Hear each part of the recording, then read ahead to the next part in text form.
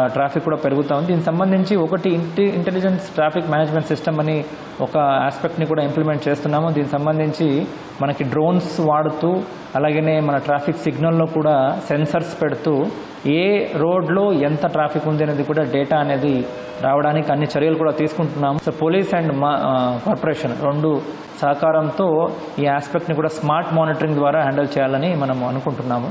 Road ఉన్నది vehicle వెళ్ళడానికి, vehicle park చేయడానికి కాదు అని ఒక ఆలోచనతో ముందెళ్తున్నాము. హోప్ఫుల్లీ వెళ్తూ కొద్దీ ఇవన్నీ కూడా ప్రాబ్లం ఎంతవరకు రెడ్యూస్ అవుతుందో అనేది మనం సార్ డ్రింకింగ్ వాటర్ సంబంధించి విఎంసీ విడుదల చేసే డ్రింకింగ్ వాటర్ కొన్ని ప్రాంతాలకి సరిగ్గా రావట్లేదు, తక్కువ సమయం వస్తుంది, లేకపోతే కలర్ మారి వస్తుంది అన్నది ఒకటి వస్తుంది సార్ ప్రజల నుంచి. దానికి మీరు ఏమంటారు? ఇప్పుడు ఒక 2-3 మంత్స్ ముందు నుంచి మన ఫీడ్బ్యాక్ తీసుకుంటుంటే అప్పుడప్పుడు ఇలాంటి ఇష్యూస్ కూడా మా దృష్టికి తీసుకొస్తున్నారు పబ్లిక్.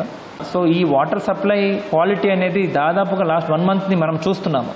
దాదాపుగా చూస్తుంటే దీనిపైన నెగిటివ్ రిమార్క్స్, నెగిటివ్ ఫీడ్బ్యాక్ పేపర్లో ఉండొచ్చు, పబ్లిక్లో ఉండొచ్చు, చాలా వరకు రెడ్యూస్ అవుతూ ఉంది. కేస్ బై కేస్ మనము అటెండ్ చేస్తూ వెళ్తున్నాము.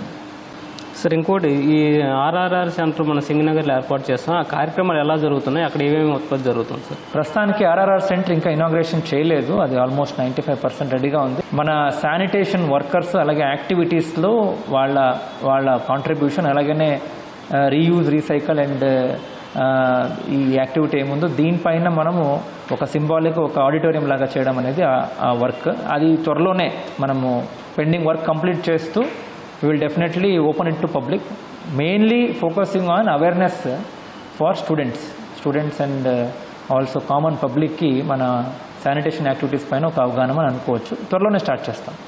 ఇది విజయవాడ నగరపాలక సంస్థ కమిషనర్ ధ్యాన్ చంద్ర గారు చెబుతున్న విషయాలు. నగరంలో సమస్యను తీర్చేందుకు మేము కృషి చేస్తున్నామని చెబుతున్నారు. ఇది ధ్యాన్ చంద్ర గారు చెబుతున్న విషయాలు. కెమెరామెన్ శేషబాబుతో కనకారావు, ఈటీవీ న్యూస్, విజయవాడ నుంచి.